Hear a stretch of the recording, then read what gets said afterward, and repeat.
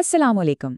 आज हम तारीख के एक ऐसे बाब में झांकने वाले हैं जो जितना तारीख है उतना ही सबक आमोज भी। मतलब ये सिर्फ किसी आम बादशाह के उरूज और जवाल की कहानी नहीं है, बल्कि ये ताकत, हद से बड़े हुए गुरूर और फिर उसके उस भयानक अंजाम की दास्तान है।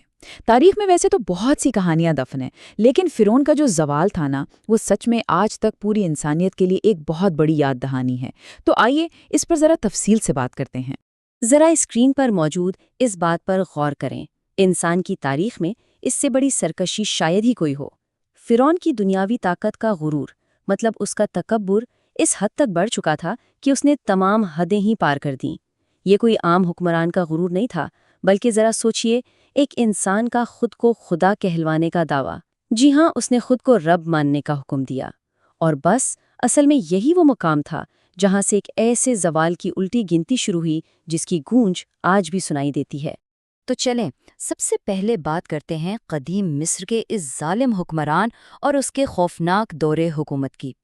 देखें, फिरौन की हुकूमत कोई आम बादशाहत तो बिल्कुल नहीं थी। ये एक ऐसा निज़ाम था जिसकी पूरी इमारत ही इंतहाई जुल्म और जब्र पर खड़ी थी। अपनी इस मुतलकुल अनान ताकत को, अपनी इस कुर्सी को बचाने के लिए उसने हर तरफ बस खौफ फैला रखा था।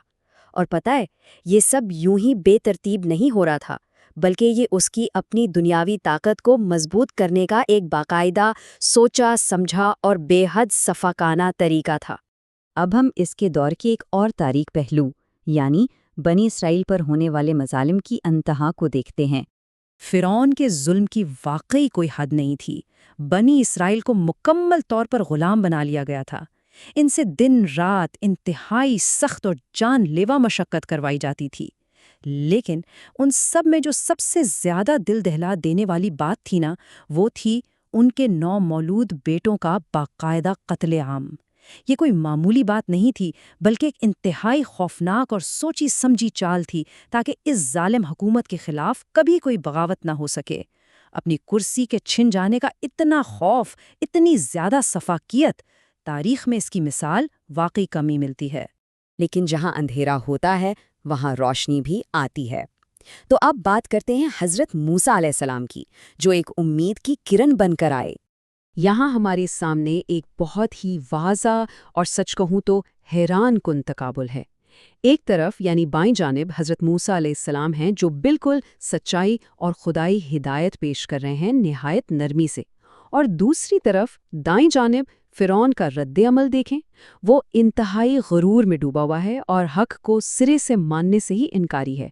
मतलब खुली निशानियां और हकीकतें सामने होने के बावजूद इक्तिदार के नशे और इसके अंधे तकब्बुर ने इसे सच्चाई कबूल करने ही नहीं दी। अब हम पहुंचते हैं इस कहानी के एक इंतहाई अहम मोड़ पर, यानी तारीखी हिजरत और आज़ादी की तरफ उठने वाले कदम।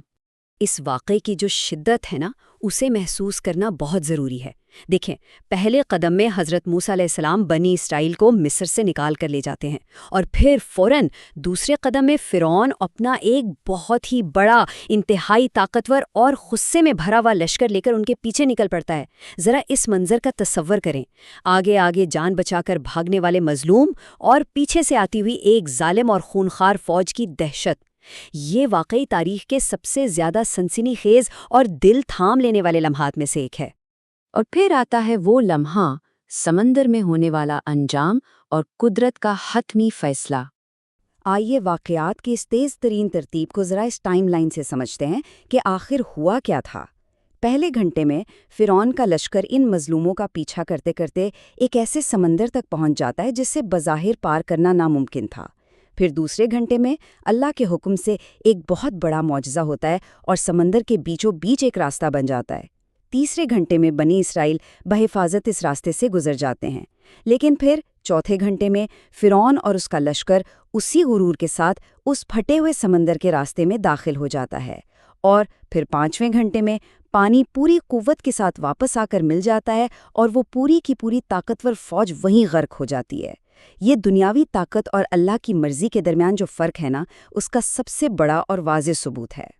तो इस सब के बाद दुनिया के लिए क्या सबक है, वो अबदी पैगाम जो आज भी हमारे लिए है? देखिए, सबसे अहम नुक्ता स्क्रीन पर मौजूद इस एक जुमले में समट आया है।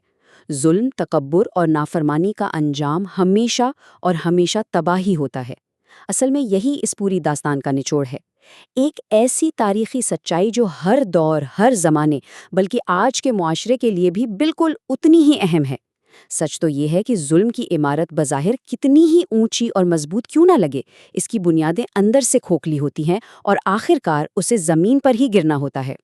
تو آخر میں ایک سوال ہے جو ہمیں خود سے ضرور پوچھنا چاہیے۔ اتنی مطلق لنان، اتنی بڑی اور مغرور طاقت کی یہ کھنڈرات آج بھی ہم جیسے جدید دور کے انسانوں کے لیے ایک خاموش تنبیہ کا کام کیسے کر رہے ہیں؟ کیا انسان کے اندر موجود تکبر کا انجام آج کے دور میں کچھ مختلف ہو سکتا ہے؟ یہ تاریخ کا وہ گہرا سبق ہے جو ہمیں ہمیشہ انسانی رویوں کے حتمی نتائج کی یاد دلاتا رہے گا۔ آج کے اس جائزے کا حصہ بننے کا بہت شکریہ۔